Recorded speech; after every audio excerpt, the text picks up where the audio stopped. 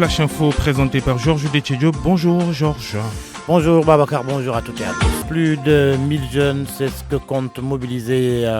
demain vendredi les boucliers de la République. L'objectif est de contrer la manifestation du collectif Nyo Lank qui, selon les membres des boucliers de la République, fait dans la manipulation et la désinformation. Les boucliers de la République qui regroupent les jeunes de l'APR de Dakar ont déposé une demande d'autorisation de marche à la préfecture. À ce propos, Baye au micro de Abdoulaye Diop. Oui, en fait, comme vous le constatez,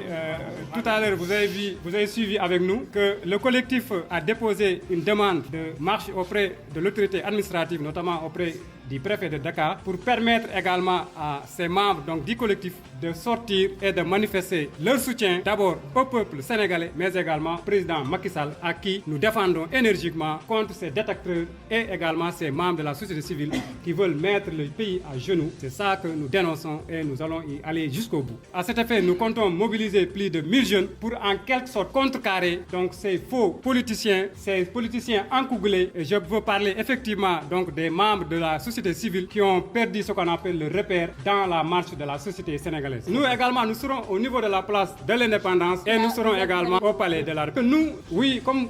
nous avons tout à l'heure dit, nous sommes dans ce qu'on appelle une société qui est régie par ce qu'on appelle des textes et des règlements et nous sommes également des garants puisque nous sommes avec le garant de la Constitution, le président Macky Sall, à qui également nous dévouons et nous vouons notre respect et notre solidarité, mais également notre loyauté par rapport à la gestion donc, de ce pays. Donc nous sommes contre ce qu'on appelle toute tentative de manipulation ou de diabolisation ou de déstabilisation du pays. En Conseil des ministres, le président de la République a demandé la révision des exonérations, l'appurement de la dette intérieure et la libération rapide des fonds de dotation, de même que l'argent qui doit alimenter les universités. Théophile Edouard Ramin a remplacé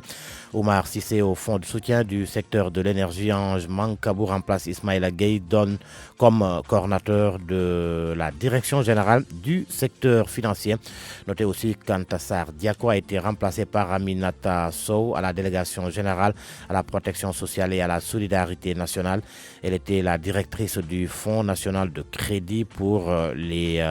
femmes. Elle milite à l'APR, à la Patte d'Oie, entre autres donc mesures prises lors de la réunion hebdomadaire du Conseil des ministres hier. L'actualité hors du Sénégal, une nouvelle attaque meurtrière au Tchad. 14 personnes ont été tuées dans l'attaque contre un village de pêcheurs situé près de Bagassola dans la province du lac Tchad. C'était dans la nuit de mardi à mercredi. 5 blessés et 13 portés disparus ont été enregistrés à la suite de cette attaque.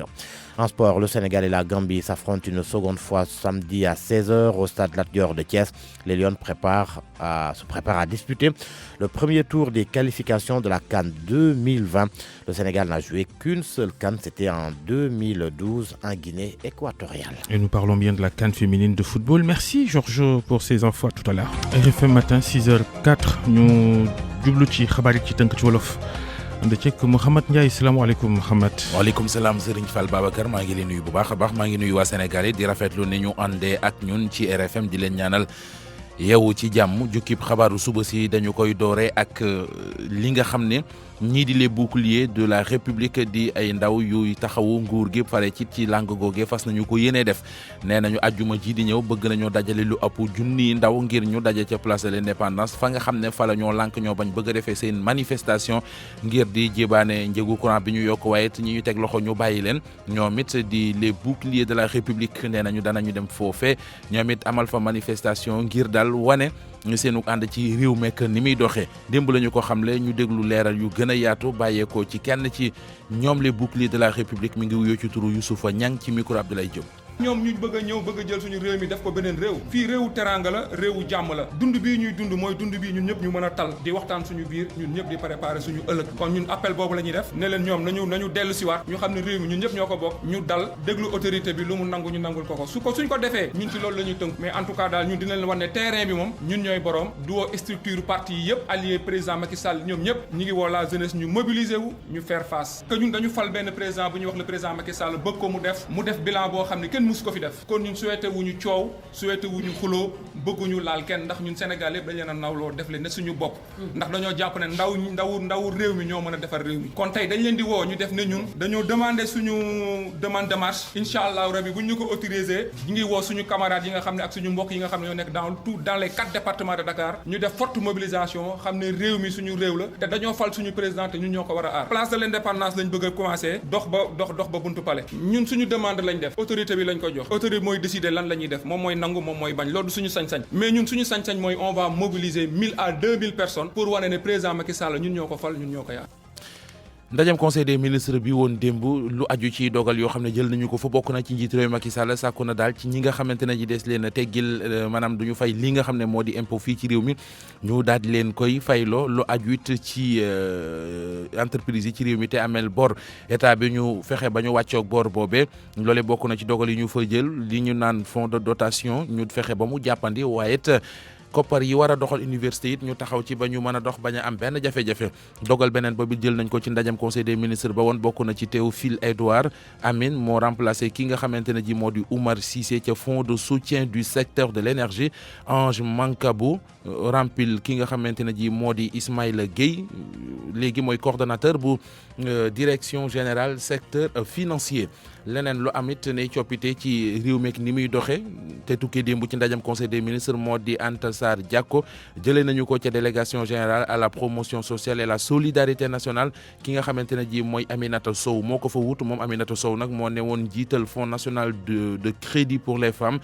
militant la bu bokk ci APR fële ca diwaanu Patte d'Oie jukkib xabaaru suba si ci rajo Futur Média waxtaane wàllu bitim réew ak lu aju ci li nga xamante ne mooy cong gu yéeme gu am ca Tchad fukki doomi aadama ak ñeent faatu nañu ci loolee ci benn village boo xam ne daal village bu Mool la maanaam ay nappkat ñoo fa dëkk mu nekkee ca Bagasala nekk ca province bu Lac Tchad guddik talaata jàpp àllarba la doon am na it juróom ci ñoom ñoo xamante ne ji jëlee nañ ci ay gaañu fukk ak ñett yu réer ba fi mu nekk nii gisee guñu leen loolee kon mooy bilan biñ ci mën a jàpp tàggat yaram la ñu koy jeexalee Sénégal ak Gambie football nañu démb wala boog danañu footballaat ñaareel bi yoon samedi bii di ñëw lay doon bu 4 heures ci ngoon jotee ci jigéen ñi nag lay doon ña ngi koy footballé ci stade de Lat Dior bu Kees ñoom gaynde Sénégal yu jigéen yooyee ci wàllu football di waajal premier tour qualification CAN 2020 sëñ Fall Babacar. Mouhamad Ndiaye.